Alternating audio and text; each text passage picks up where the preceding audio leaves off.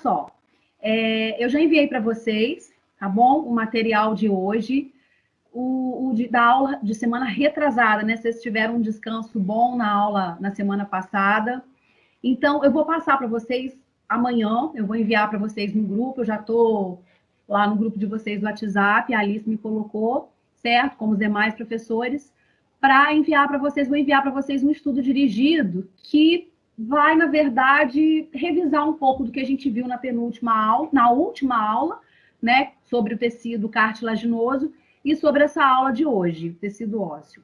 Antes de eu iniciar o conteúdo, eu queria propor para vocês o seguinte: na aula de semana que vem, como a gente está procurando seguir a rotina, o cronograma, né, tentando, né, de uma forma geral, seguir essa rotina do cronograma, na aula de semana que vem eu queria propor para vocês, não é uma atividade, é porque eu sei que muitos não vão conseguir, no horário da aula assistir, né, às vezes por questão de internet, enfim, mas eu queria propor para vocês uma aula na qual, pelo meu cronograma, seria uma atividade avaliativa. Então, eu queria propor para vocês isso, uma atividade avaliativa, onde vocês vão, na verdade, se autoavaliarem. Não vai valer ponto, certo? Mas, na verdade, o teste que eu aplicaria para vocês na sala, eu vou seguir esse cronograma, eu vou aplicar para vocês, não é pontuado, essa atividade não vai ser pontuada, mas eu vou desenvolvendo com vocês no tempo certo, eu vou colocar a primeira questão, vocês vão, em silêncio, responder, e aí, no final de tudo, a gente vai voltar na primeira questão, eu vou corrigir com vocês, certo? E vocês mesmos vão se autoavaliar como que vocês foram diante desse teste. Então, na verdade, é claro que vocês vão ter os materiais em mãos, certo?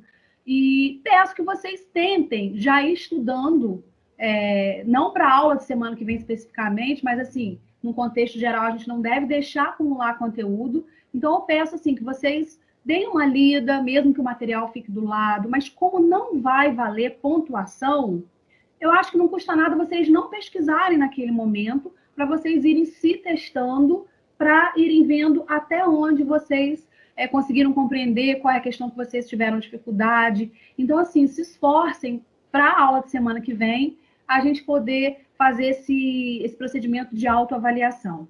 Tranquilos? Tudo bem?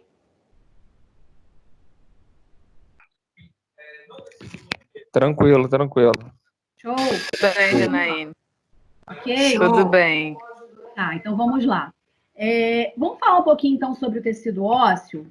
Deixa eu clicar aqui em cima do... Isso, aqui. Gente, com relação ao tecido ósseo, o que a gente tem que relembrar? Porque eu já falei um pouco sobre cada tecido na nossa primeira aula de histologia. Ele é um tecido, no caso, ele é uma especialização do tecido conjuntivo, certo? Janaíne. Oi. O pessoal está falando aqui no grupo que não está conseguindo entrar na aula. Está dizendo que tem que criar uma conta. Olha, Mayra, Isabela e Lucas. Então, eu até eu não sei. Esses 20 minutinhos por conta disso, porque isso aconteceu na semana passada, a mesma coisa. Então, eu deixei esse tempo para ir aceitando. Aqui já não aparece mais ninguém. Eu acho que a partir do momento que eu inicio minha aula, eu acho que eu já não tenho autonomia de aceitar esse aluno. Entendi. Entendeu? Lalisca mandou lá no grupo o link para ver se eles vão conseguir entrar. Ok. De repente, tá bom? Por questão de celular, consegue entrar. Ô, Janaíne, mas mesmo você tendo iniciado a aula, você consegue aceitar sim. Então, todos que me pediram para entrar, eu consegui aceitar, apareceu normalmente para mim. Mas agora já não apareceu ninguém que tenha pedido para aceitar, para pedido de convite para aceitação. Não aparece mais ninguém no momento. Bom, vamos lá então, por causa da gravação da aula. Então, vamos lá. Com relação, gente, ao tecido ósseo, a gente viu que é um tecido especializado, é um tecido conjuntivo especializado. Eu gosto sempre de ir relembrando isso, para que a gente vá fazendo as analogias devidas, as comparações devidas, né? Vá falando um pouco das diferenças, enfim. A gente sabe que o tecido conjuntivo, a gente estudou o tecido conjuntivo propriamente dito, e a gente viu que o tecido conjuntivo ele se subclassifica em outros grupos. Então, a gente estudou o primeiro, que foi o tecido adiposo, né? Em seguida, a gente estudou o tecido cartilaginoso, hoje o tecido ósseo, certo? E, em seguida, acho que alguém conseguiu entrar aqui. E, em seguida, a gente vai estudar, sem ser na semana que vem, como eu previ uma outra atividade para a gente vai estudar o último tecido, que agora pediu, gente. O último tecido, que é o tecido sanguíneo e o tecido hematopoético, que a gente vai estudar, o tecido linfático também, certo? Então, vamos lá. Primeira característica do tecido ósseo. O que a gente tem que lembrar? Ele é um tecido que apresenta, veja só, quais são as características? Uma característica de dureza e uma certa flexibilidade. Então, vamos lá. Aluno pedindo para entrar. Quando a gente fala da dureza, isso é óbvio. A gente sabe que um osso em si, ele é duro, né? E aí a gente tem que lembrar que o porquê que ele é duro em si. Primeiramente, existe uma grande quantidade de minerais, principalmente minerais, que são o fósforo e o cálcio, que formam, no caso, um composto que é o fosfato de cálcio. Então, existem outros minerais, né, no osso, mas o que especificamente dá essa estrutura rígida ao osso é esse complexo de fosfato de cálcio, certo? Então, vamos lá. Então, ele é duro por conta disso. Mas, ao mesmo tempo, ele apresenta uma certa flexibilidade, tanto que os ossos, eles crescem, certo? E essa flexibilidade se dá devido à grande quantidade de colágeno, principalmente o colágeno tipo 1. Vocês vão ver posteriormente com relação à composição do osso, certo? Agora, olha só. Eu estou até, assim, me atentando com relação à minha denominação. Quando a gente fala osso, vamos tentar separar um pouco. A gente está estudando o tecido ósseo. O osso em si, a gente sabe que ele é um órgão. Tem gente que não, né? O osso é um órgão. Se um osso é um órgão, porque a gente viu e sabe que órgão, na verdade, é um conjunto de tecidos, certo? Então, quando a gente fala em osso, a gente tem que lembrar que o osso ele não é constituído somente de tecido ósseo. Existe tecido sanguíneo, certo? Existe composição de tecido muscular, e a gente vai ver, e isso eu acredito que vocês já viram a parte de anatomia óssea comigo, então é importante a gente ressaltar isso. A gente está estudando o tecido ósseo, certo? Então, ele é duro, certo? Por conta dessa grande quantidade de minerais, de fosfato de cálcio, e ao mesmo tempo ele apresenta uma certa flexibilidade, claro que muito diferente do tecido cartilaginoso, que é extremamente flexível, mas apresenta uma certa flexibilidade por conta da quantidade de colágeno, principalmente colágeno tipo 1, que o tecido ósseo apresenta. Ok? Então, vamos lá, prosseguindo. Com relação às funções, bom, a gente sabe que o tecido ósseo ele apresenta diversas funções. A primeira coisa que a gente lembra quando a gente fala de uma função de um tecido ósseo, vem a palavra esqueleto, né? Então, o que a gente tem que lembrar? Constituição do esqueleto, certo? O nosso esqueleto em si, ele é composto basicamente, né? A estrutura do nosso esqueleto ele é óssea. Ela é óssea. Então, uma das funções, na verdade, é constituir o esqueleto do nosso corpo, ok? Além de fazer o quê? Olha só, gente, eu até coloquei em negrito, olha. Suporte para partes moles, que não é novidade, e proteção de órgãos vitais. Então, quando a gente fala que o tecido ósseo, ele protege partes vitais, como, por exemplo, quando a gente fala da caixa craniana, a caixa craniana protege um órgão de extrema importância, que é o nosso encéfalo, certo? Quando a gente fala, por exemplo, da nossa caixa torácica, a gente lembra o quê? Dos nossos pulmões, certo? Quando a gente fala do canal raquidiano, o que ele protege? Ali dentro existe uma grande quantidade de nervos, certo? Que estão intensamente ligados com a nossa sensibilidade. Então, uma das funções principais do tecido ósseo não é apenas constituir o nosso esqueleto, mas está super relacionado com a proteção de órgãos de extrema importância na nossa vida. Bom, vamos lá. Aloja protege a medula óssea, não é novidade, já sabemos disso, certo? E o nosso tecido ósseo ele também tem extrema importância, por quê? Por conta de proporcionar apoio aos músculos. Eu sempre falo isso, quando a gente estuda tecido ósseo ou osso, a gente não tem como desvincular a função que um tem para o outro. Ossos sem músculos não funcionariam, como músculos sem ossos, muito menos. Se a gente não tivesse essa estrutura óssea que serve como um arcabouço, claro que os nossos músculos estariam totalmente despencados, certo? Outra coisa, eu vendo esse tópico aqui, quando a gente vai fazer, por exemplo, uma movimentação, se eu vou movimentar o bíceps, o tríceps, eu tenho que lembrar que existem ossos associados no meu braço, no meu antebraço, que vão ajudar nessa sustentação para que esse músculo faça essa contração e esse relaxamento, que é a função, né, específica desse tecido. Vamos lá. Continuando. Depósito de cálcio, fosfato, certo? E outros íons. Quando a gente pensa no tecido ósseo, o que vem em primeiro lugar, né? A gente, como eu falei para vocês, vem o quê? Vem cálcio, vem fósforo. Só que existem outros íons, ou quando a gente fala em íon, gente, lembrem de minerais. Só para abrir um parêntese. Íons são o quê? São determinadas moléculas, substâncias que perdem ou ganham carga. Então, isso não vem muito aqui, ao nosso contexto aqui. Então, quando a gente fala de íons, tentem, assim, colocar como um sinônimo, nesse momento, que sejam minerais. Então, os minerais mais abundantes de um tecido ósseo é o fósforo e o cálcio. Mas existem outros minerais, por exemplo, existe o magnésio, certo? Existe o potássio, que são minerais de extrema importância. Então, o osso, o tecido ósseo em si, ele age como um depósito desses minerais. E o que é importante que a gente saiba também? Como ele age como um depósito, à medida que o nosso corpo, vamos colocar em consideração o nosso metabolismo, precisa de determinados minerais, principalmente do cálcio, existem hormônios, vamos lembrar da glândula da tireoide, certo? Existem hormônios que são liberados por meio dessa glândula para estimular que o osso em si libere ou não uma certa quantidade de cálcio, ou o contrário, se de repente os meus ossos precisam de mais cálcio, existe um hormônio que vai atuar na minha corrente sanguínea, que vai estimular para que esse cálcio no meu sangue vá para a formação óssea. Então, é importante que a gente leve em consideração isso. Vou abrir um parêntese para vocês, que isso é uma questão de curiosidade.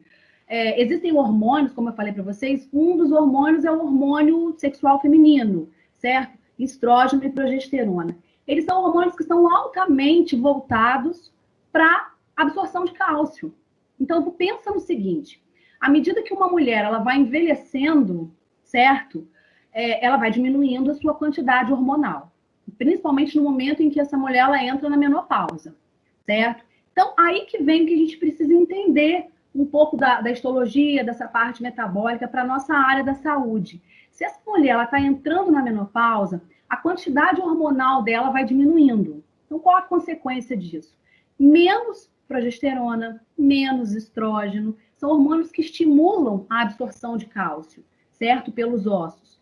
Consequentemente, essa é a explicação do porquê que as mulheres apresentam muito mais problemas ósseos, por conta disso. Porque à medida que ela vai envelhecendo, ela vai perdendo essa capacidade, por conta da baixa hormonal, em absorver cálcio. Então, os ossos eles vão ficando mais fracos, e por conta disso, vem os problemas da osteoporose, por exemplo. Alguma dúvida, gente, até aqui?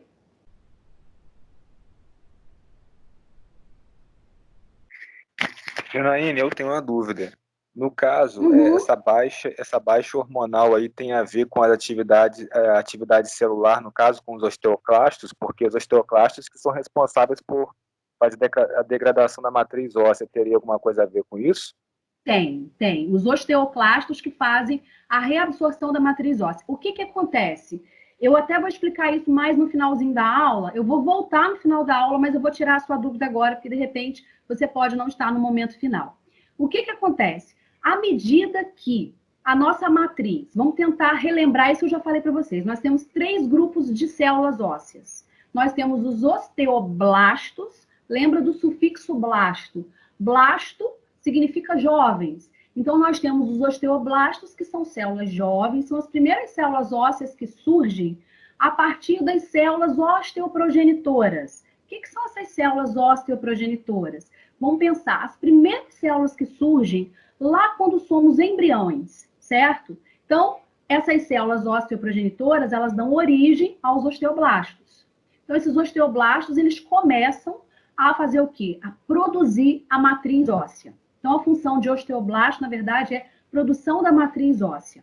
Segundo grupo de célula, nós temos os osteócitos, final ócitos, falei isso para vocês. Significam células mais maduras. À medida que esses osteoblastos, eles vão envelhecendo, eles vão perdendo um pouco seu metabolismo, certo? Então, esses osteócitos, eles, na verdade, são células mais maduras que vão perdendo sua atividade. Porém, também tem uma função. Qual é a função? Manter a integridade da matriz óssea. Então, vamos lá. Quem que produz a matriz óssea? Osteoblastos. Quem que mantém essa integridade? Vocês vão entender por que mantém essa integridade, certo? É por meio dos osteócitos que existem canais ali onde tem vasos, artérias, e aí vocês vão entender. Por meio dessas células ósseas, a matriz óssea ela se mantém íntegra. E o terceiro grupo de célula que foi citado por Valdinei, os osteoclastos. Lembra que eu falei para vocês que quando a gente, por exemplo, quebra um osso, novas células ósseas têm que ser repostas. Graças a Deus, nós temos a capacidade de regenerar um osso, certo? Então, entra em atividade os osteoblastos para começarem a surgir células ósseas novas. Mas, em compensação, esses osteoclastos, eles precisam reabsorver aquela matriz velha, certo? Aquela matriz que já não tem mais função. Então, para ele reabsorver, ele reabsorve, tanto que vocês vão ver que os osteoclastos, eles nada mais são do que células gigantescas fundidas por macrófagos. Então, os macrófagos são células sanguíneas, olha só, para não embaralhar a cabeça de vocês. São células gigantescas que, na verdade, são macrófagos, certo? E qual é a função dos macrófagos? Comer, fagocitar aquilo que já não tem mais função. Então, o que vai acontecer? Esses osteoclastos vão reabsorver essa matriz óssea, para que os osteoblastos criem uma nova matriz, e em contrapartida, vai haver um molde, certo? De um novo osso. Então, vamos lá, eu tive que explicar isso tudo para te responder. Quando não existe mais uma quantidade de cálcio suficiente, os osteoblastos, eles, na verdade, talvez não tenham o mesmo metabolismo, certo? Numa certa idade, ok? De construírem uma nova matriz óssea. Então, se não existe um grande metabolismo para construírem uma nova matriz óssea, os osteoclastos, eles começam a fazer o quê? À medida que um osso começa a se desgastar. Eles entram em atividade. Então, quando a gente fica mais velho, se a gente não tiver uma quantidade de cálcio suficiente, qual é a lógica que a gente tem? Que a gente vai ter muito mais osteoclastos reabsorvendo a nossa matriz óssea do que osteoblastos produzindo uma nova matriz. Ficou claro isso, Valdinei?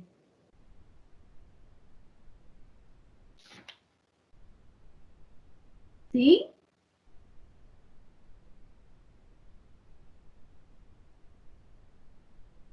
Alguém me ouvindo? Oi, tô ouvindo. Tô ouvindo. Conseguiram entender essa minha explicação? Sim. Sim, excelente. Sim. Ok, positivo. Tá ok, Valdinei? Então, vamos lá. Prosseguindo, Ok, gente. obrigado. Nada, querido. Qualquer coisa podem perguntar. Vamos lá. Qual é a Constituição? Tem coisas que eu já vou atropelando, vou falando na frente, tá? Já falei isso para vocês. Olha só. Constituição de um tecido ósseo. Células, os 3 tipos de células praticamente já falei para vocês, certo? E, além disso, uma matriz extracelular calcificada, certo? Um material, no caso, rico em fosfato, em cálcio e outros minerais que eu já citei para vocês, tá? Então, vamos lá, olha só. Com relação à matriz, 50% é composta por parte orgânica e 50% por parte inorgânica. Talvez vocês não se lembrem, vocês estudaram isso comigo em biologia humana. O que é uma parte orgânica? O que é uma parte inorgânica? Tudo que a gente se refere a inorgânico, a gente se refere a 2 componentes: água e sais minerais. Então, pensa que metade da matriz óssea ela é composta basicamente por minerais, certo? E a outra metade dessa matriz, ela é composta por parte orgânica. Quando a gente fala em parte orgânica, a gente lembra daquelas moléculas, eu não sei se vocês tiveram bioquímica, tiveram sim, mas aí vocês vão lembrar que com relação às moléculas orgânicas, são o quê? Carboidratos, proteínas, lipídios, vitaminas, ácidos nucleicos, certo? Quando a gente fala da estrutura óssea, a parte orgânica basicamente é o quê?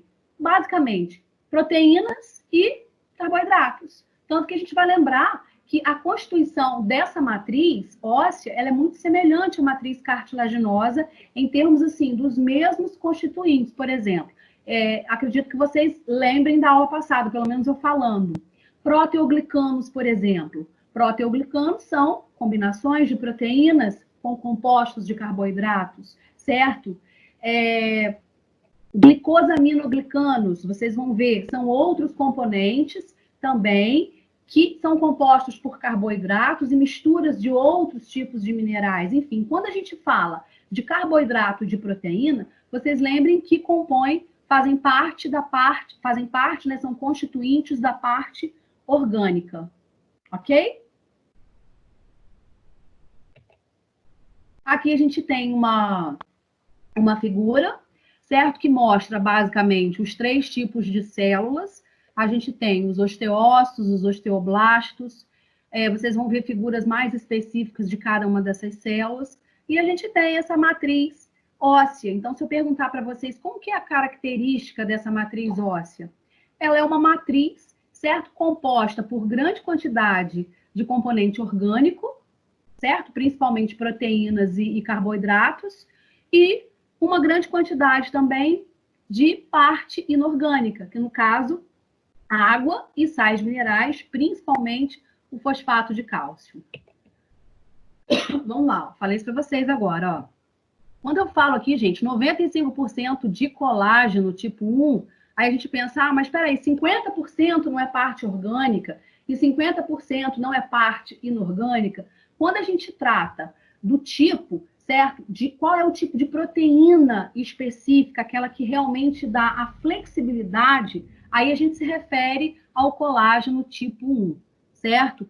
Outros componentes que eu falei para vocês, que são, ó, os glicosaminoglicanos, os proteoglicanos, certo? As glicoproteínas. Parece que é tudo a mesma coisa. Ah, Janaína, mas espera aí. Glicosaminoglicanos, não é glico vem de glicose, de carboidrato, amino vem de compostos nitrogenados. Aí a gente pensa, também não é a mesma coisa que proteoglicanos, que também são proteínas com compostos de carboidratos.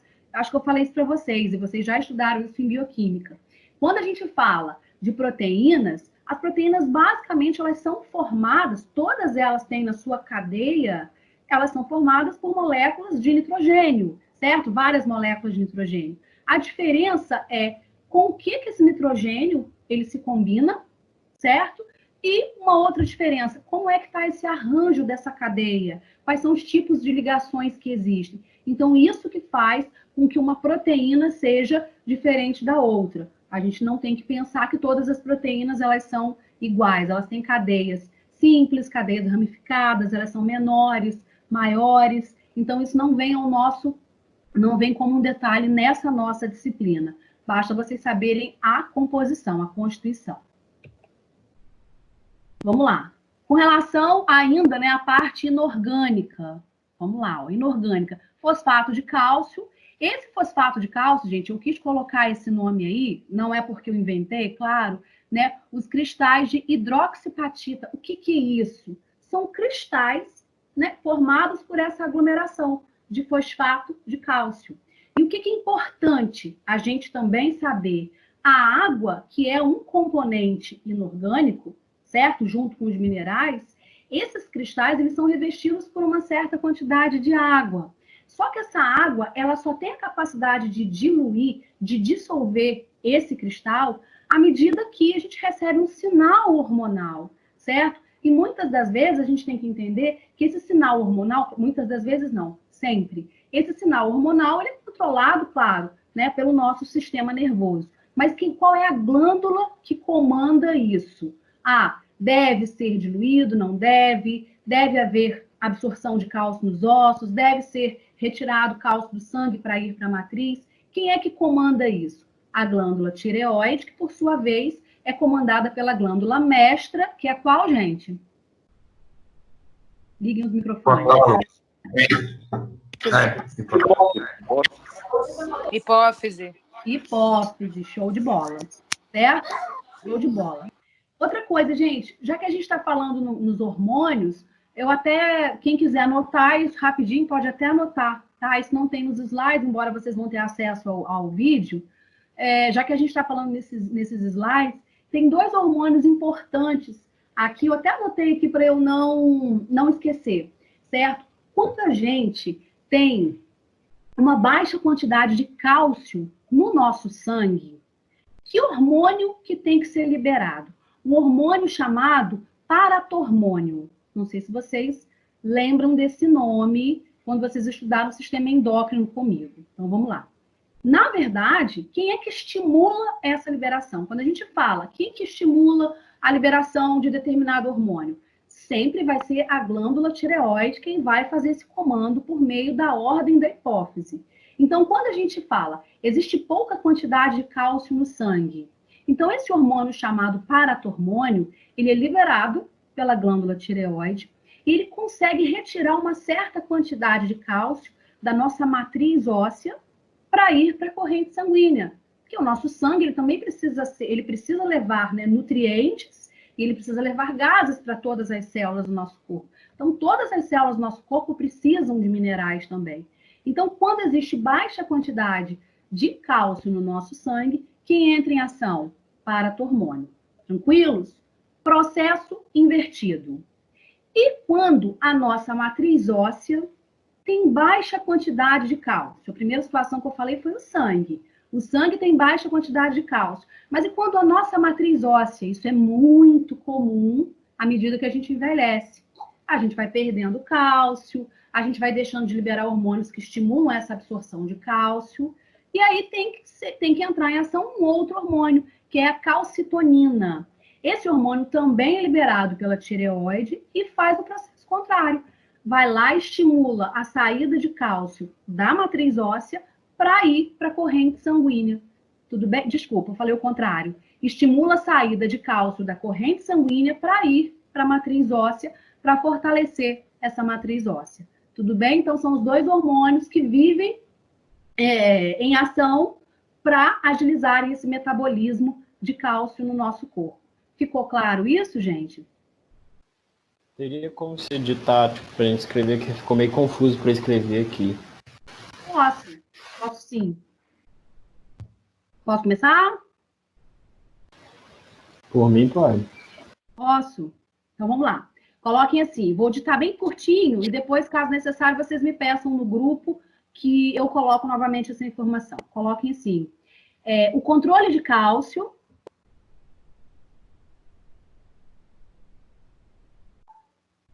no nosso metabolismo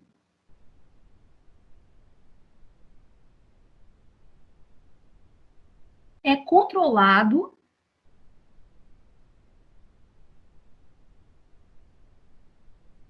pela glândula tireoide,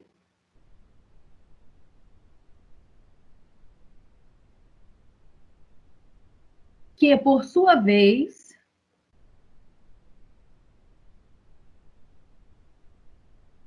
é controlada pela hipófise.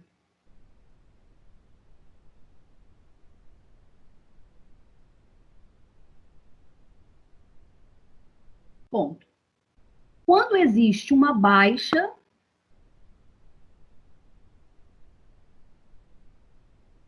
quantidade de cálcio no sangue,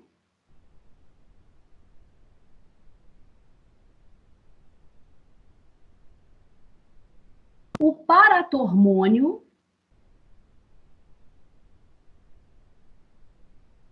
é liberado pela tireoide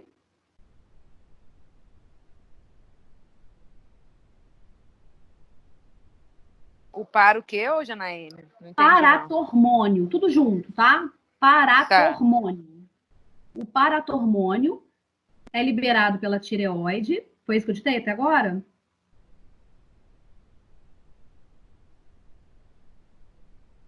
é liberado pela tireoide, Foi sim. fazendo com que o cálcio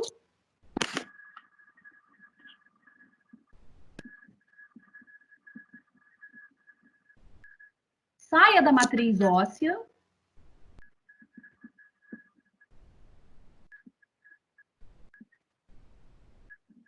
em direção à circulação sanguínea.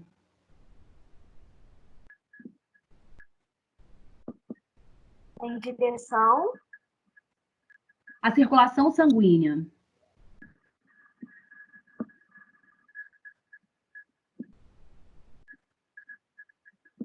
Vamos lá. Ponto e vírgula. Já quando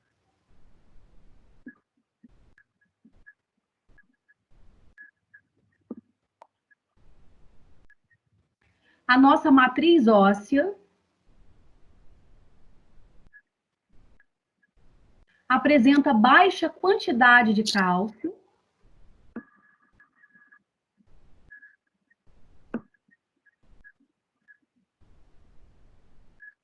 já quando a nossa matriz óssea apresenta baixa quantidade de cálcio, vírgula, o hormônio calcitonina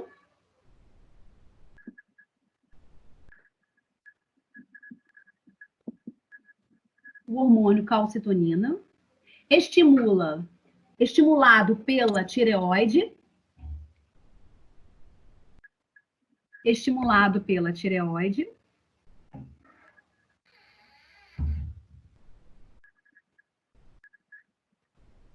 permite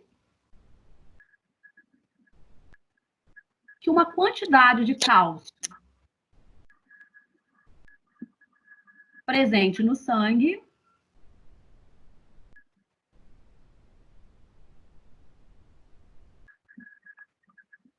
seja transportado até a matriz óssea.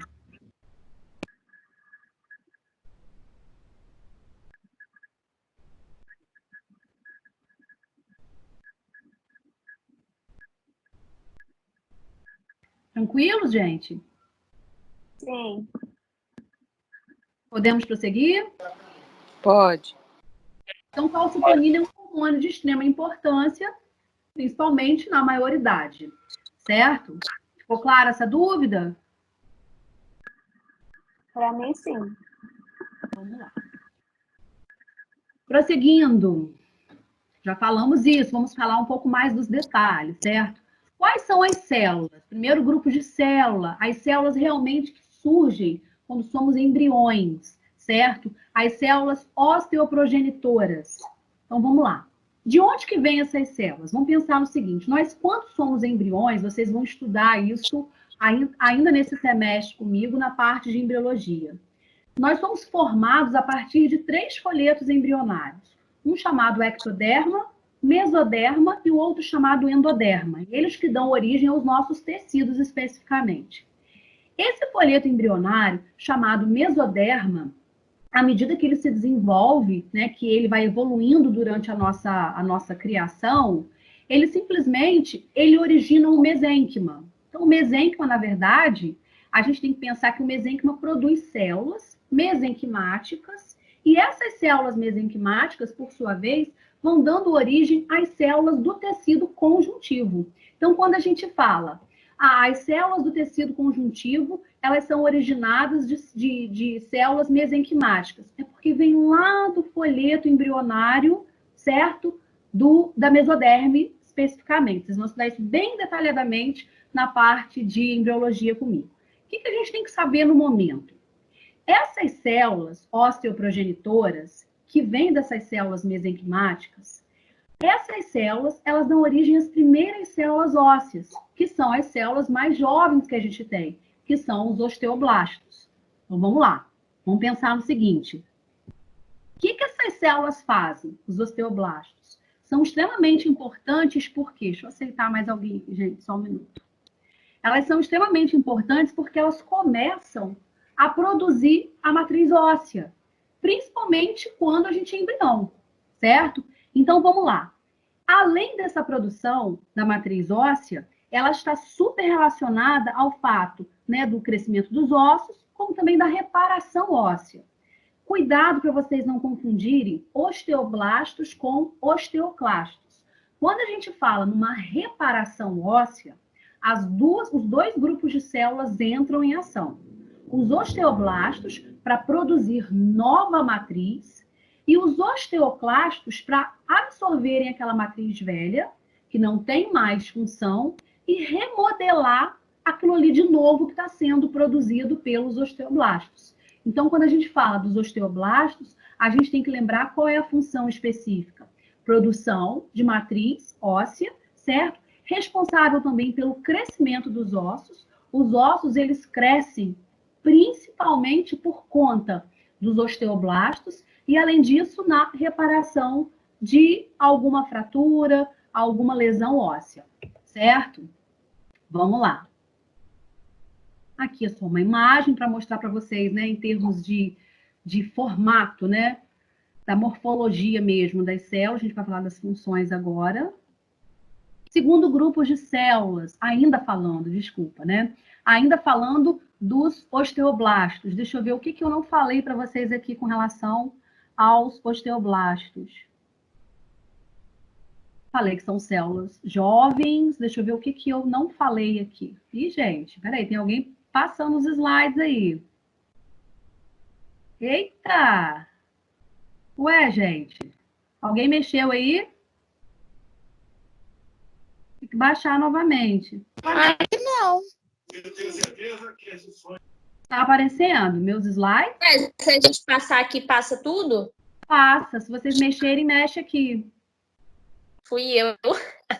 Ainda bem que ela falou. Deixa eu tentar baixar novamente aqui, gente. Espera aí.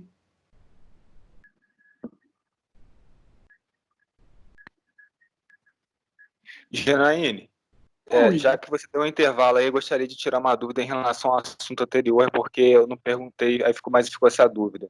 Em relação àqueles hormônios que você falou, no caso, paratormônio e calcitonina. Esses hormônios, eles, quando um está alto no organismo, o outro está em quantidade baixa, não é? A lógica é essa. Porque eles têm funções antagônicas, entendeu? Certo, entendi. Pela lógica, é isso aí mesmo. Tá bom? Foi aí, gente? Tá aparecendo para vocês novamente? Oi? Foi. Tá carregando. Foi. Tá, vou aguardar. Agora foi. Abriu.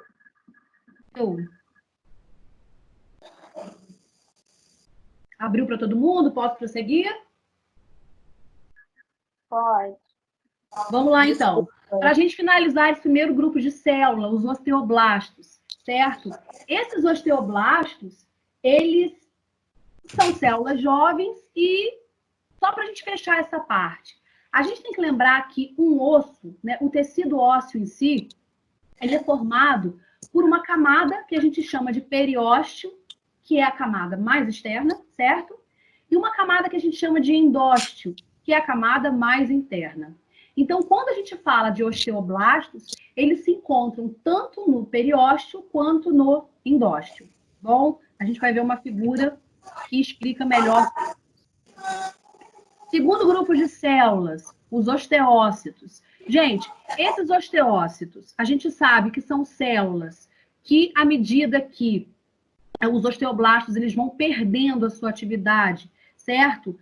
Vão originando em si, vão envelhecendo, vão originando esses osteócitos. Os osteócitos, eles têm uma atividade metabólica muito reduzida, porém, é de extrema importância, porque por meio dos osteócitos é que a matriz óssea, ela consegue se manter íntegra, certo? A gente vai estudar que por meio dos osteócitos, eles ficam mais na parte interna, na parte do... A gente encontra tanto no periósteo quanto no endósteo, mas uma maior quantidade desse grupo de célula a gente encontra mais na partezinha interna do tecido ósseo.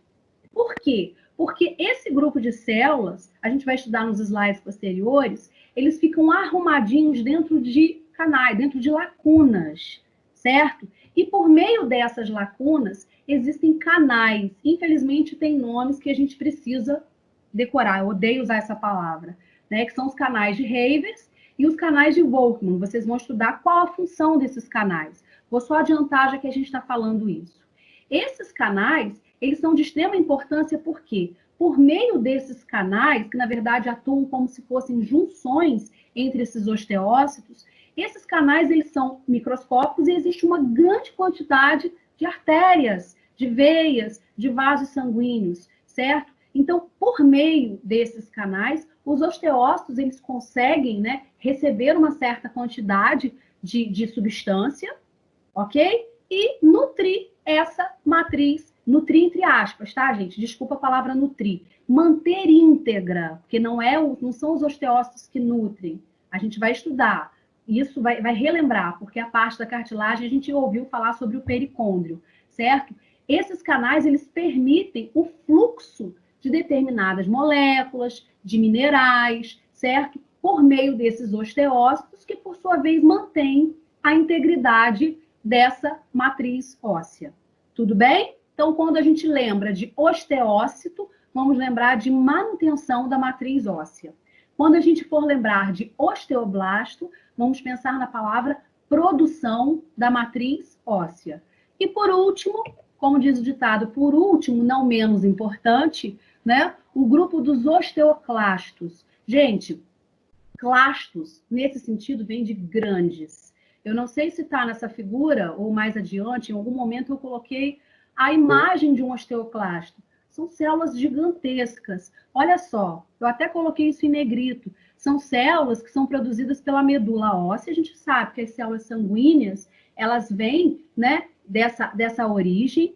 E o que são esses osteoclastos? São fusões, na verdade, de células sanguíneas, que são os monócitos e os macrófagos. Eu até falei para vocês, na semana passada, que no tecido conjuntivo existem migrações de células sanguíneas que ficam no tecido conjuntivo. Até porque é muito importante ressaltar isso, que essas células elas são de extrema importância, porque a gente sabe que o tecido epitelial que está acima não tem sangue.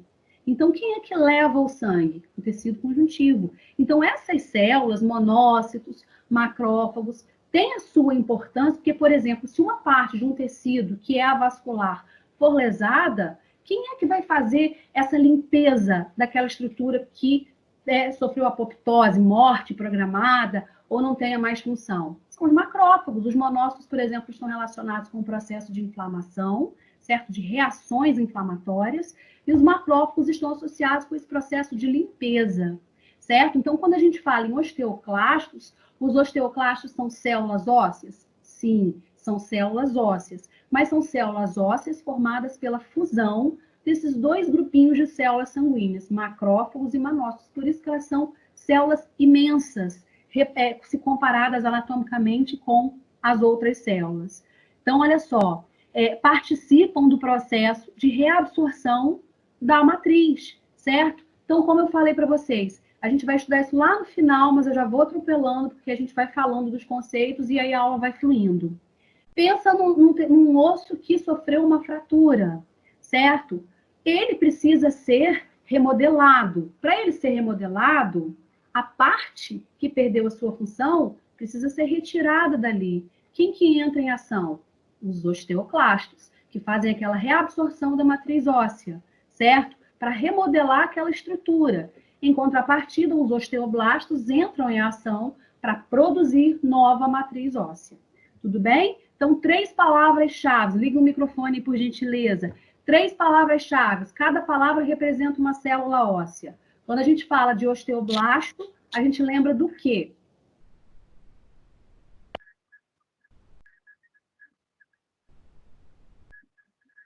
Hein, gente? Produção da matriz óssea?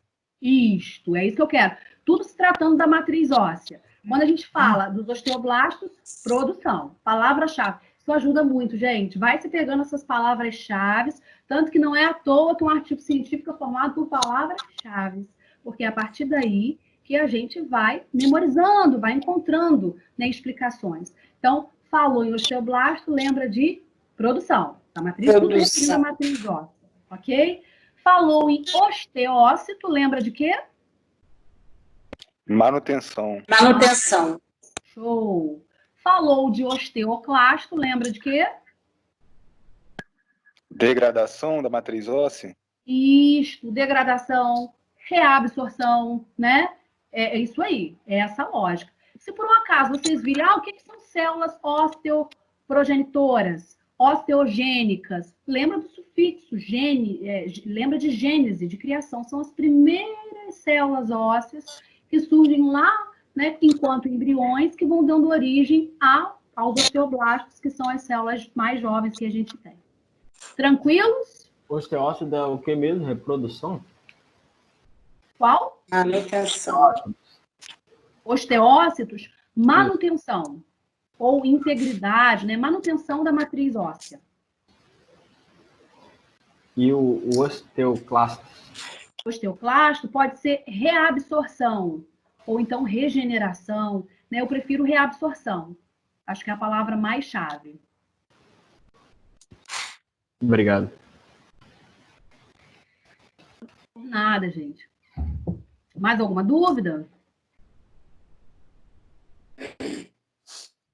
Aí, gente, ó, só uma figura para vocês terem uma noção do tamanho, né, de um osteoclasto, como que é um osteoblasto, certo? Uma figurinha bem ilustrativa. Agora, vamos lá. Já falamos um pouquinho, né, anteriormente, do que é periósteo e do que é o endósteo. Quando a gente fala num tecido ósseo, a gente não pode deixar de falar nessas duas camadas, nessas duas membranas, nessas duas partes. O periósteo e o endósteo. Então, a superfície externa, certo? Externa dos ossos se refere ao periósteo, certo? E a superfície mais interna, tem uma figura que vai ilustrar para vocês, se refere ao endósteo. Tanto no periósteo quanto no endósteo, existem células ósseas, principalmente os osteoblastos, certo? Ah, gente, uma coisa importante aqui. Deixa eu falar para vocês aqui com relação às fibras, tá? Essas fibras de Sharpey, elas são importantes. Ainda bem que eu coloquei ela em negrito aqui, senão eu poderia esquecer. Tanto no periósteo quanto no endósteo, existem células ósseas, principalmente os osteoblastos, certo? Só que nessa parte mais externa, nessa membrana mais externa de um osso, né, de um tecido ósseo, existem muitas fibras, principalmente as fibras de colágeno tipo 1. Esse arranjo, essa aglomeração dessas fibras, elas formam essa famosa, né, essas famosas fibras de Sharpey. Graças a essas fibras, o periósteo ele consegue manter-se ligado ao osso propriamente dito. Então, elas são de extrema importância. Fibras de Sharpey nada mais são do que fibras de colágeno que mantêm a ligação do periósteo com o osso. Ok? Bom, vamos lá. Falei isso. Com relação ao endósteo, gente, no endósteo também existem células que são os osteoblastos, porém não existe essa grande quantidade de fibras que existe no periósteo, certo? Aqui eu coloquei para vocês aqui, olha só, as principais funções do endósteo e do periósteo, eles estão associados ao quê, gente? À nutrição, certo?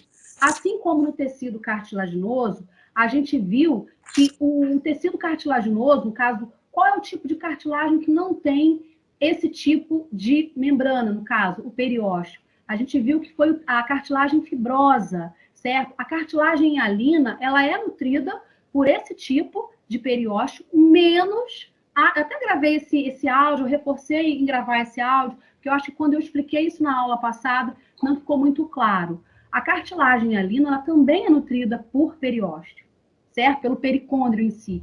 Porém, não é, quando a gente fala na exceção, certo? A gente se refere à cartilagem articular.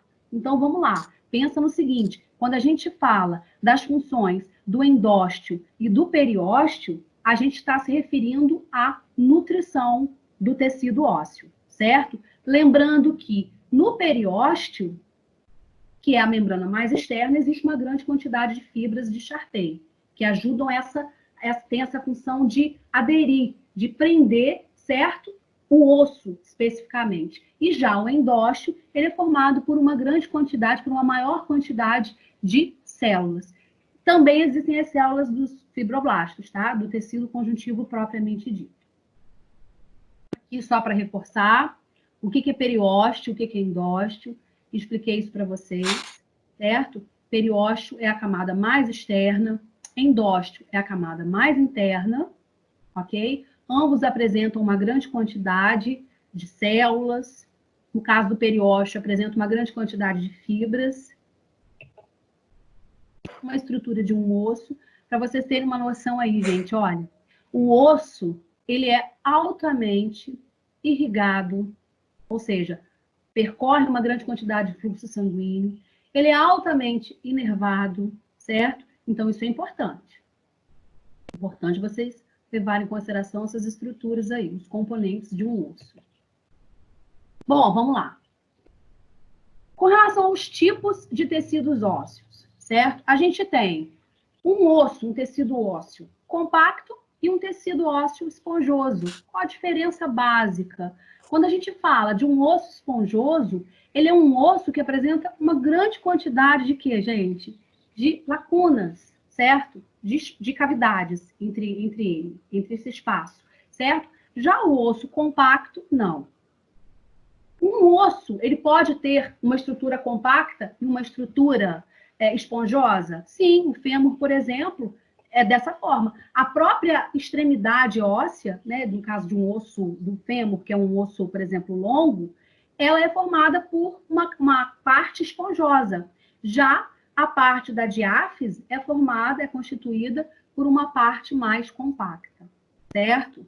Então, essa é a classificação só para a gente relembrar, embora a gente não esteja estudando nesse momento anatomia. Bom, acho que eu falei isso para vocês agora, ó. No caso dos ossos longos, isso, falei isso para vocês agora, tá? A epífise, que é a extremidade, é formada, né, por ossos pela parte esponjosa e já a diáfise mais pela parte compacta. Deixa eu ver se eu não falei alguma coisa para vocês aqui, porque são muitos slides. Ah, isso aqui é importante, gente. Olha só.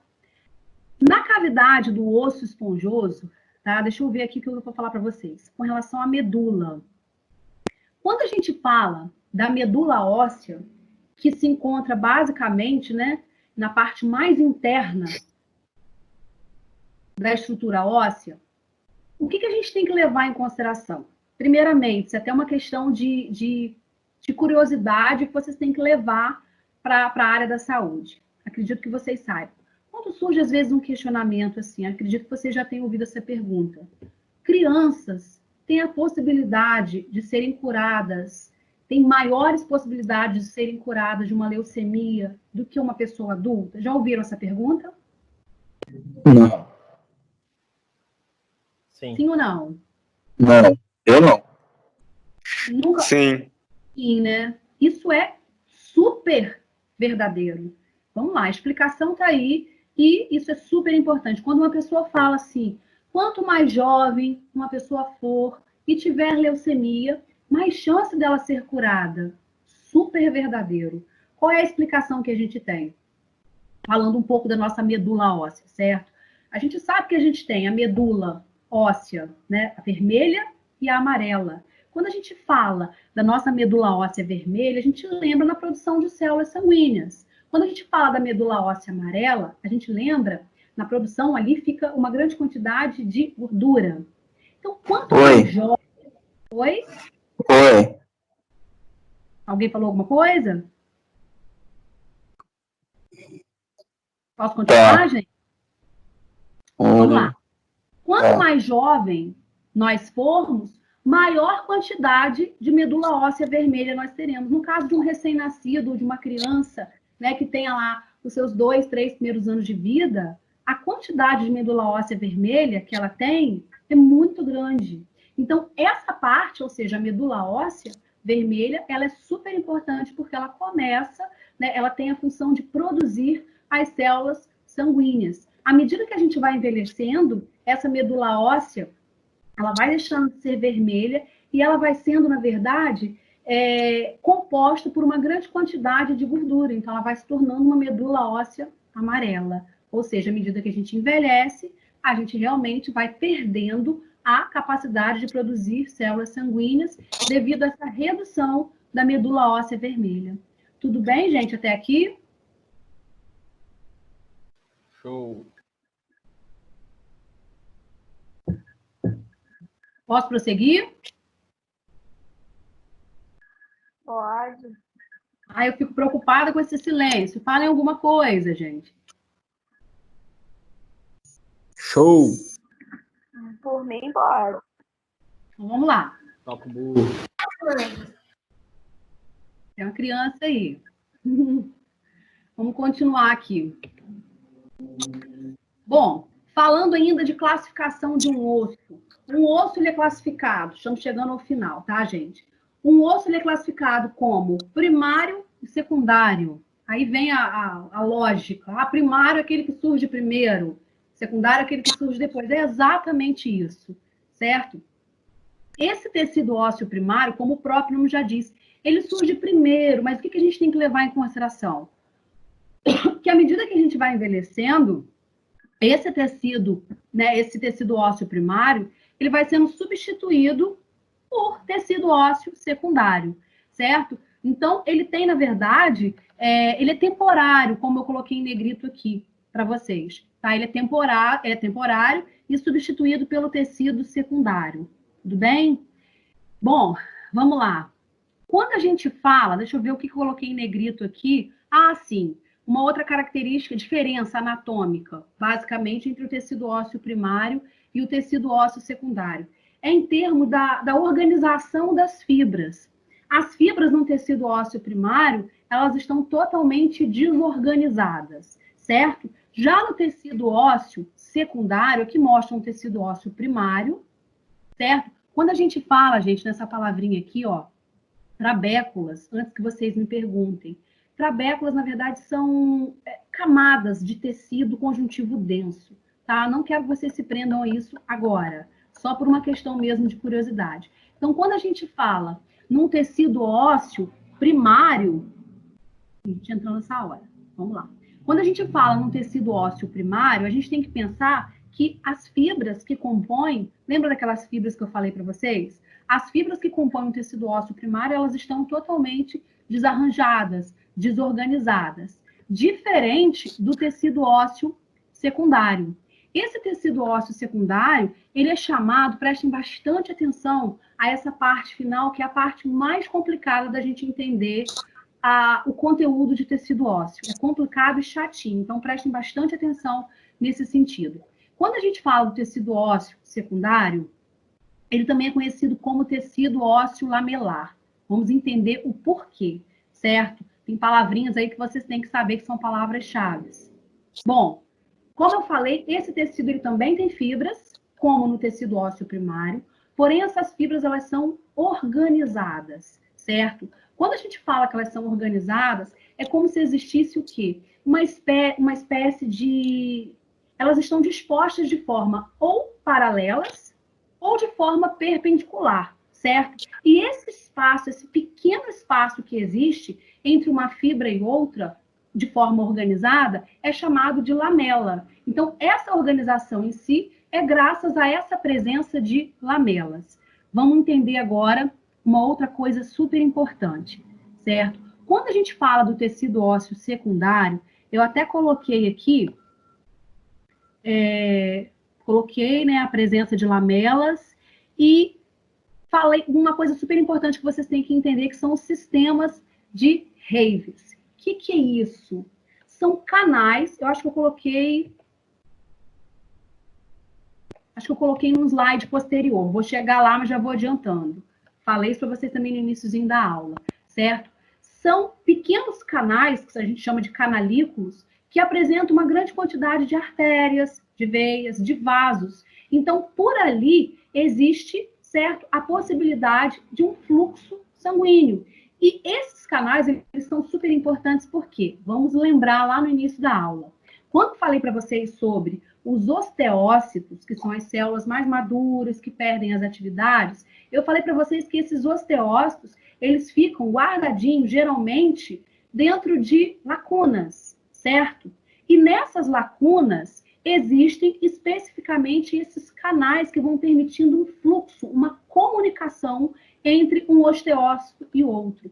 Graças a esses canais, que são chamados de canais de Haver e canal de Volkmann, que vocês vão ver, qual a diferença de um para o outro? Basicamente, tamanho. O canal de Volkmann ele é mais microscópico, certo? Mas a função dos dois canalículos é a mesma. Como existe uma grande quantidade de artérias e de veias ali, por isso que a gente fala que um tecido ósseo ele é altamente irrigado, esses canais eles permitem esse fluxo de componentes, certo? Entre os osteócitos que compõem, principalmente no caso do tecido ósseo secundário. Ficou alguma dúvida aqui, gente? Aqui tem a imagem de um osso secundário, olha só, que é totalmente diferente de um osso primário. Olha só. A gente está vendo aqui um tecido ósseo primário, ele não tem organização nenhuma. Ele é formado por uma grande quantidade de matriz, certo? Fibras, porém essas fibras não têm organização. Já um tecido ósseo secundário, essas fibras elas são organizadas e existem canais, aí está bem microscopicamente, certo? Existem canais que, por terem artérias e veias, permitem esse fluxo de componentes de um osteócito para o outro. Então, a gente pode dizer que esses canais permitem a comunicação entre as células ósseas? Sim, a gente pode afirmar isso. Ficou claro, gente? Porque essa parte é complicadinha. Ficou. Sim. Já estou falando até algumas coisas precipitadamente, tá, gente? Bom, com relação a essas lacunas, falei isso para vocês, olha só. Essas lacunas, permitem a comunicação dos osteócitos uns com os outros. Vou até pular isso aqui, porque eu já falei isso para vocês, tá bom? Então, com relação a essas lacunas, isso aí é super importante, que por meio dessas lacunas existem esses canais, que se eu não me engano, olha só, já até falei para vocês, os canais de Haver, certo? Que são canais riquíssimos em vasos sanguíneos, certo? Artérias, veias, e que permitem esse fluxo, não só de sangue, e a gente sabe que por meio do sangue outros componentes são também transportados, né? Principalmente íons. São canais de Haver, certo? E os canais de Volkmann, certo? Que também basicamente têm a mesma função, ok? Quando eu coloquei aqui embaixo, só por uma questão de curiosidade, qual é a diferença dos canais de Haver para os canais de Volkmann? A comparação, a semelhança é a mesma. São canais que são ricos em artérias, em vasos, né? Permitem o fluxo de componentes de um osteócito para o outro. A diferença é que esses canais de Volkmann eles são mais microscópicos, certo? E eles não têm lamelas, certo? Que são, na verdade, essas estruturas que agem como se fosse um pequeno espaço que permite uma melhor organização. Esquecem essa palavra, esse detalhezinho. Só saibam a função desses dois canais, certo? Que são extremamente importantes para manter essa comunicação entre os osteócitos. Bom, uma ilustração. O osso irrigado, não é novidade falar isso para vocês. Acabei de falar. Por que ele é irrigado? Graças a essa quantidade, né, de canalículos que a gente tem. Quando a gente fala canalículos, é porque são canais muito microscópicos, certo? Periósteo. Falei para vocês que tanto o periósteo quanto o endósteo, eles são responsáveis pela nutrição, especificamente o periósteo. Então, já comentei isso com vocês, certo? Agora, vamos lá. É o penúltimo assunto da aula de hoje. Penúltimo assunto, o mais complicado, e eu quero que vocês não saiam, né, dessa aula sem entenderem. Como que um osso ele é formado? A gente sabe, a gente viu lá no início da aula, sobre as primeiras células que se formam. A gente sabe que são as células osteoprogenitoras, lá, né, graças ao folheto embrionário, enquanto a gente é embrião. Essas células osteoprogenitoras vão dar origem às primeiras células, que são as células mais jovens, que são os osteoblastos. Até aí, tudo bem. Só que existem dois processos de formação óssea básicos que a gente tem que entender. O primeiro, ele é conhecido como intramembranosa, um processo de formação intramembranosa. O próprio nome já diz, intra, dentro, membranosa, membrana. Então, vamos lá. O osso, ele se forma dentro de uma membrana? Basicamente isso. Pensa na gente muito bebezinho, por isso que eu acho assim, abrindo um parêntese, né? A gente fala, mas um embriãozinho de semanas, ele não tem nada. Gente, os nossos ossículos, né? Quer dizer, primeiros ossinhos, pensa nisso, tá? Reflitam sobre isso. Os primeiros ossos, quando a gente fala dos ossos da estrutura craniana, eles se formam por meio dessa estrutura intramembranosa, certo? O que acontece? Prestem bastante atenção a esses termos, embora a gente fale, mas isso não, a gente não vai utilizar na nossa prática. Infelizmente, às vezes, em concurso, a gente tem que entender um pouco disso e eu quero que vocês entendam para a lógica de vocês de forma mais simples. As primeiras células, que são as células osteoprogenitoras, elas dão origem aos osteoblastos, certo? Esses osteoblastos, eles se concentram, eles se aglomeram e formam, deixa eu ver se eu coloquei nesse slide, formam um centro chamado de centro de ossificação primária. Então, o que é esse centro de ossificação primária, que também recebe esse nome lindo aí? Olha só, ó, esse segundo nome que vocês estão vendo, tá? Vocês vão entender isso na parte de embriologia. Esse centro de ossificação primária, ele, na verdade, é um conjunto, é um aglomerado de osteoblastos. Como a gente sabe, qual a função dos osteoblastos? Produzir matriz óssea. Então, é isso que vai acontecer. Esses osteoblastos vão produzir matriz óssea. Então, a primeira matriz óssea vai sendo formada. Logo assim que acontece essa formação da matriz óssea, pensa num osso bem pequenininho, pensa no nosso osso, num osso craniano, por exemplo. Certo? Isso sim, enquanto, né, embriões. Vamos levar esse ponto de vista. Certo? Então, essa matriz óssea formada, ela vai se desenvolvendo e, ao redor dela, vai surgindo essa palavra que, nesse momento, é importante que vocês saibam. Essas trabéculas. O que é isso? Como eu falei para vocês, é uma espessura de tecido conjuntivo denso, que vai dando resistência a esse osso que vai sendo formado. A partir dali, novos osteoblastos vão sendo formados, certo? E, consequentemente, novos osteócitos. Tudo bem? Tranquilos até aqui? Então, se eu perguntasse para vocês, isso é complicado, tá, gente? Resumindo, Janaíne, o que é essa formação óssea chamada intramembranosa? Ela acontece, certo? Dentro de uma membrana, tudo bem? Em ossos, especificamente ossos cranianos, e dali surge um processo de ossificação primária, certo? Um centro de ossificação primário, onde, na verdade, uma aglomeração de osteoblastos que vão formando uma matriz óssea e um reforço ao redor, que são as trabéculas. Tudo bem até aqui? Tranquilos ou não, gente? Socorro, gente, um retorno. Sim. É chato. Tranquilo. Sim. Tranquilo! Ai, grita, Camila. Show. Essa parte é muito enjoada. É enjoada mesmo. São conceitos enjoadinhos. Agora, olha só. A gente viu o processo de formação de um osso de forma intramembranosa. Agora, vamos lá. Que processo é esse endocondral? Acontece nos ossos longos. Então, o que vai acontecendo? Olha só. Esse processo se diferencia do primeiro processo pelo seguinte. Acontece tudo o que aconteceu no primeiro processo, certo? Surge um centro de ossificação primário, um acúmulo de osteoblastos ali. Esses osteoblastos produzem matriz óssea, certo?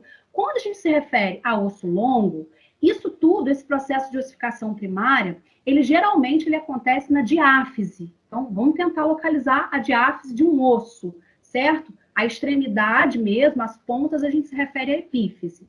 Então, na diáfise vai acontecendo esse primeiro processo de ossificação, a ossificação primária, o centro de ossificação primária. Só que aí vai haver, nesse sentido, um outro tipo de ossificação. Por quê? Esse aglomerado, certo, de osteoblastos, ele migra em direção à epífise de um osso. E lá vai surgindo o centro de ossificação secundária. O que eu posso entender? Que esse tipo de ossificação ele surge pela substituição da cartilagem. É essa a diferença básica do primeiro tipo de ossificação. O primeiro tipo de ossificação, o osso surge, não é substituindo nada. Ele surge a partir da produção da matriz óssea, certo? Já esse segundo tipo de ossificação, também surge matriz óssea. Só que simplesmente essa matriz óssea, esse aglomerado, ele sai da diáfise, migra em direção à epífise de um osso, e lá vai surgindo o segundo centro de ossificação, o centro de ossificação secundário. O que vai acontecendo ali? Todos os condrócitos, que são as células cartilaginosas, né, aquelas células antigas, vão sofrendo apoptose. Vamos entender o que é apoptose? Morte da célula programada. E aí essas células, elas morrem, certo? Com certeza, existem osteoclastos ou macrófagos para tirar essas células da jogada, fazer a limpeza dali, e ali, a partir de um tecido cartilaginoso, surge um tecido ósseo, um segundo tipo de ossificação. Caso o fêmur é a partir dessa forma. Ficou claro? Janaíne, Oi. eu gostaria de te fazer uma pergunta. Ontem eu assisti uma reportagem, aliás, não assisti a ela toda, que falava sobre uma doença, acho que até uma doença hereditária, eu me lembrei, porque falou aqui sobre... Não, é osteogênese, o nome da osteogênese imperfeita, tem um nome de ossos de vidro. Falou, osteogênese imperfeita, ou ossos de vidro. É porque uma criança em algum lugar do Brasil morreu devido a essa doença. Eu gostaria que você explicasse um pouco sobre ela. Tem alguma coisa? É porque tem a ver, né, com os ossos e tal. Tem a ver, no caso, com a má formação, né, nessa fase aí de formação quando o bebê está se formando. Tem alguma coisa a ver com isso?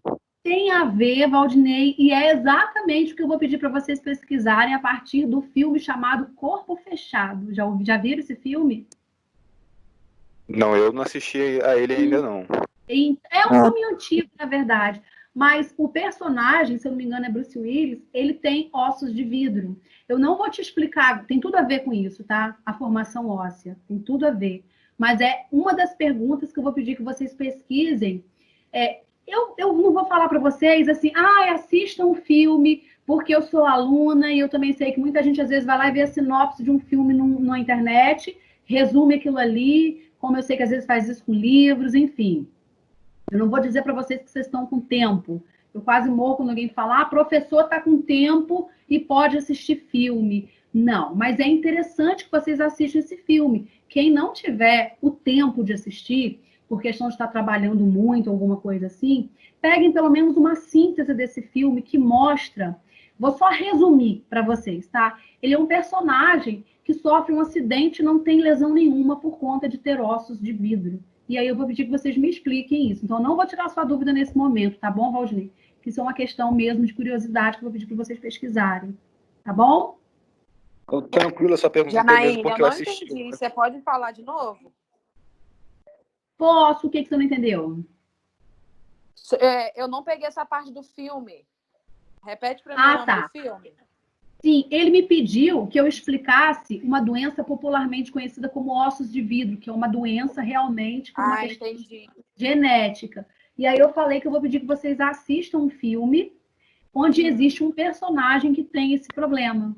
Então, quem tiver tempo, eu posso assistir esse filme, vai assistir, que é um filme muito legal, tá? Quem não tiver, tenta fazer uma síntese, um resumo, alguma coisa. É fácil a gente conseguir pesquisar isso, né, resumos de filme, e para vocês conhecerem o que significa esse termo popular ossos de vidro, que é muito raro, tá bom? Bom, gente, vamos lá. Quando a gente fala de discos epifisários, o que a gente tem que lembrar? De determinados discos que existem, certo? Que estão super relacionados com a nossa estrutura óssea, principalmente cartilaginosa. Então, olha só, esses discos eu coloquei como importante só para a gente finalizar. Se eu não me engano, eu estou finalizando a aula. passem os slides não, hein, gente. Esses discos, eles, na verdade, eles conseguem crescer, permanecer no seu crescimento.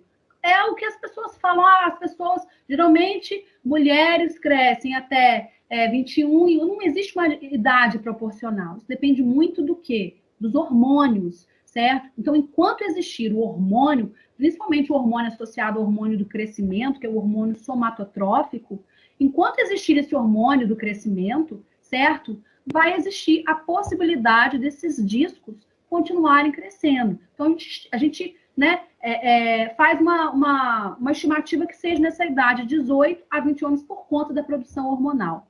O que é importante? Se uma pessoa, ela entra na puberdade de forma precoce, certo?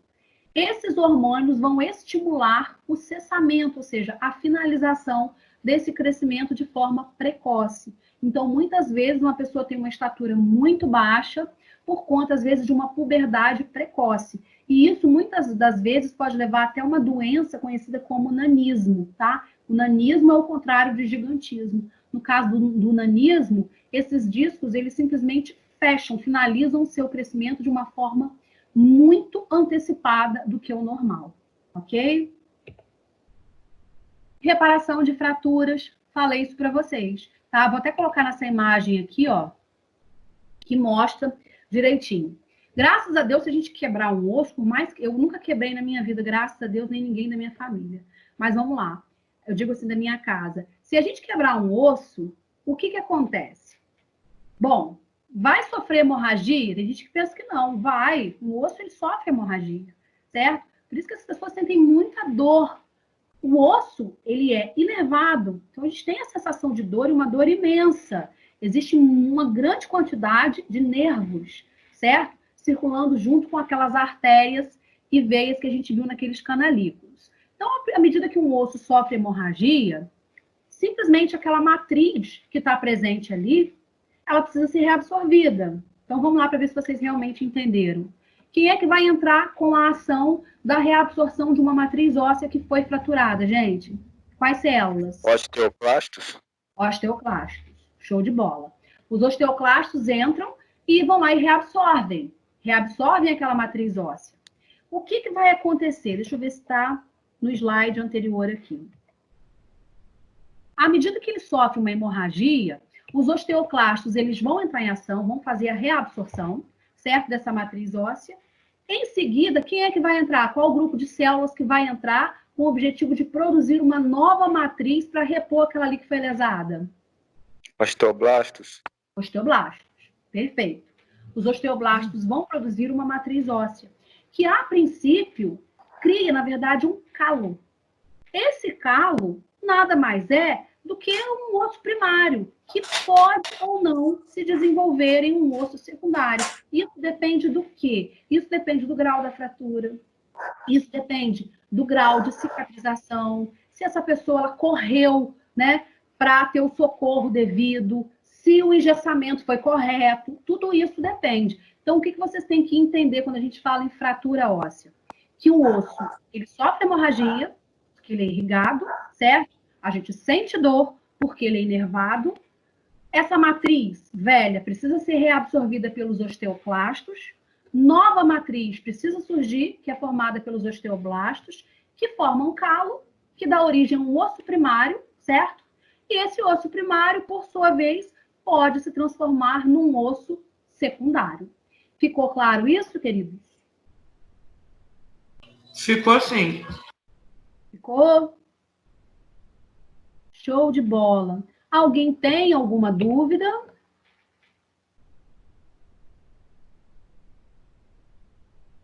Não. Não. Nenhuma mesmo? Por hora, não. Foi muito bem explicado. Tá show. Então, gente, olha só. Amanhã eu vou colocar para vocês um estudo dirigido, tá?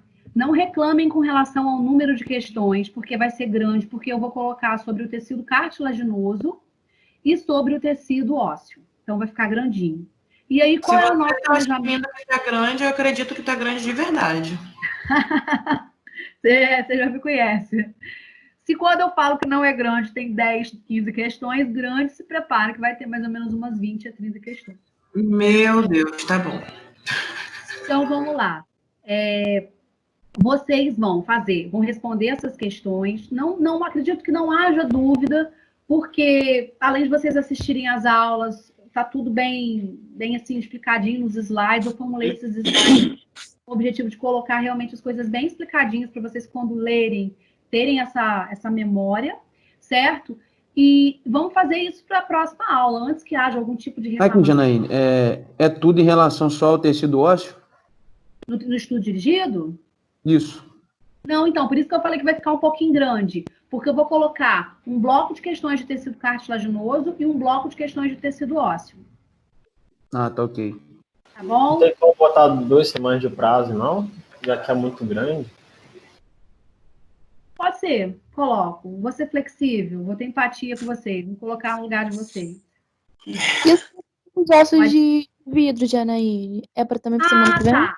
Isso, vamos fazer isso então. Como a gente está registrando a presença de vocês de acordo com o envio das atividades, foi até uma boa ideia.